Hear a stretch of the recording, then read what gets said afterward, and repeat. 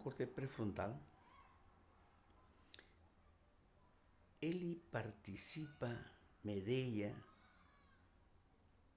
con otras áreas corticales, con otros lobos y áreas subcorticales en los procesos cognitivos superiores, como una unidad.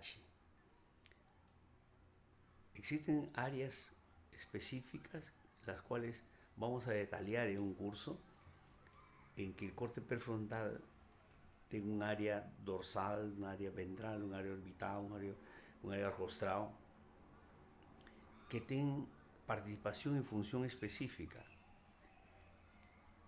Más que lo más importante del concepto es que todo es una coordinación. ¿Tá? No es cuestión de hacer un reduccionismo, un localizacionismo de áreas, no. Existen áreas, sí. Y para terminar de hablar del lobo frontal, ya habíamos hablado del área motora primaria, falamos do área suplementar, falamos do corte prefrontal, y lo que falta es hablar del área del lenguaje, o el área motora del lenguaje, que fue Paul Broca, ¿no? En el século XIX presentó sus casos en donde el paciente tenía los órganos fonadores normales y entendía, mas no podía hablar. Y cuando Broca recibe el estudio post-mortem de la paciente presentada, se demuestra una lesión en la área motora, una área frontal en ese caso era el área motora, o área frontal, ¿no? En el giro inferior posterior frontal, en el área 44 y 45 de Brodmann, que después se conoció como, ¿no?, el área de Broca, en el hemisferio izquierdo, y que daba al paciente un trastorno llamado afasia, pero afasia motora, porque existe otra afasia sensorial, que lo vamos a hablar cuando hablemos del lóbulo temporal, del centro de Wernicke.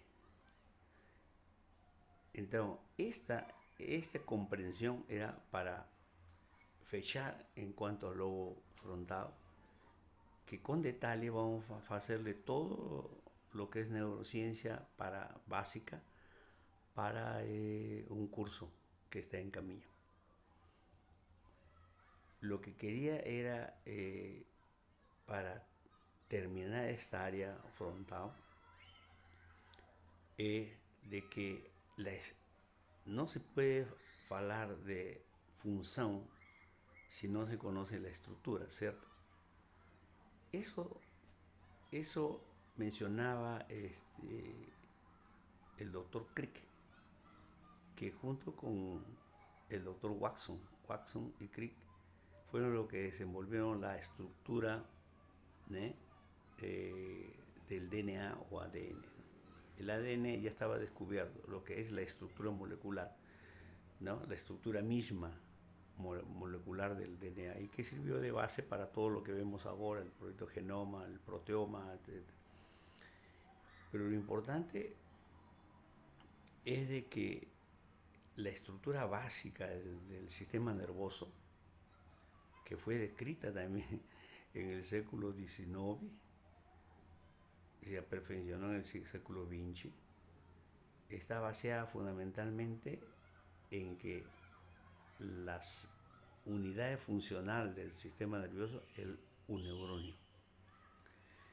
Y un neuronio es una célula especial, muy diferente de otras células de otros tejidos, que fue motivo de una discusión justo en finales del século XIX entre anatomistas, ¿no?, y histólogos, dentro de ellos el italiano Camilo Golgi y el español Santiago Ramón y Cajal, junto con otros, ¿eh? Y que permitió el premio Nobel a Santiago Ramón y Cajal por no descubrir la neurona, porque el neuronio ya estaba descubierto. Lo que el aporte fue determinar que los neurones son diferentes a los otros tejidos y son independientes, que no formaban, digamos, como los tejidos de otras células, ¿no? Unidas unas a otras por membranas y todo.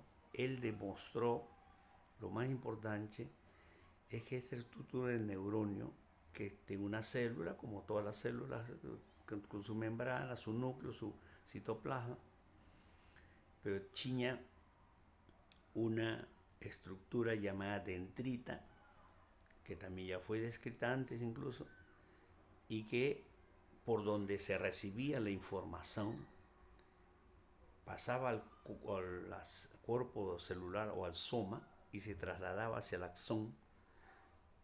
En ese sentido la información iba hacia, ¿no? O hasta conectarse con otros axones, con otras dendritas. Lo importante es que también se descubrió, ¿no?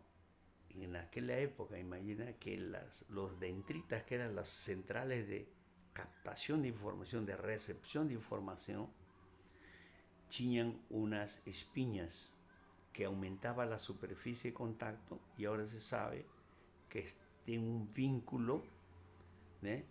Y tienen funciones, y hay pesquisas en cuanto a la neuroplasticidad y función de las espinas, incluso en algunas patologías, en algunos trastornos, ¿no? Como Alzheimer, como trastornos global de desenvolvimiento, y hay muchas pesquisas dentro. Esas espinas fueron descritas en el siglo XIX, y con la tecnología, después que llegó la microscopía electrónica en la década del 70, y después todas las pesquisas que hicieron, la bioquímica y tal. Y la otra cosa es que también para finalizar, es que, por ejemplo, la información luminosa, de la luz, que es un evento físico, ¿eh? Ingresa por un nervio óptico, que es un par craneal, entonces ingresa por el nervio óptico, va hacia el tálamo, que le falé, que es el centro de distribución, y del tálamo va al área correspondiente, que es el área 17 de Brodmann, en el lobo occipital, área primaria visual. Ahí esa información es captada y todo. Pero ¿cuál es lo interesante?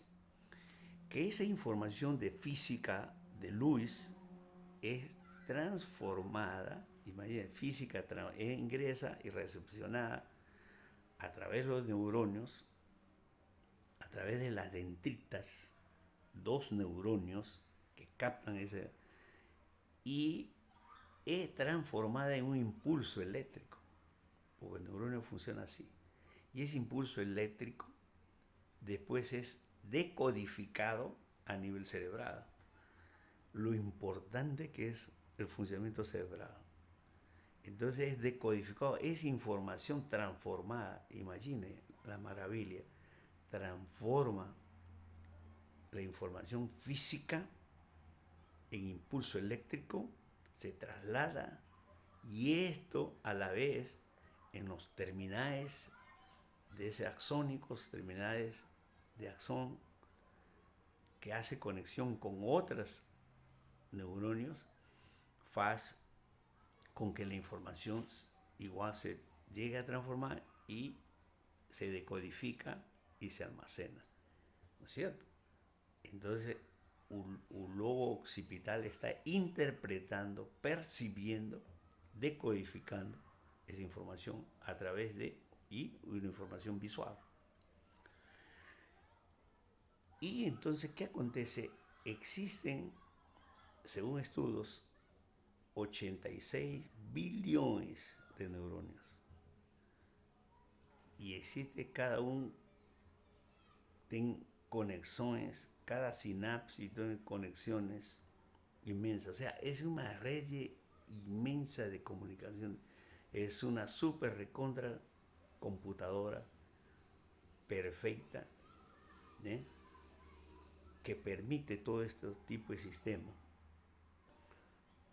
Y si lo trasladamos, por ejemplo, cuando hablemos de memoria, cómo esa imagen fue, por ejemplo, visual, guardada, ¿no es cierto? Es decodificada ahí, después guardada en otras áreas cerebrales, ¿no?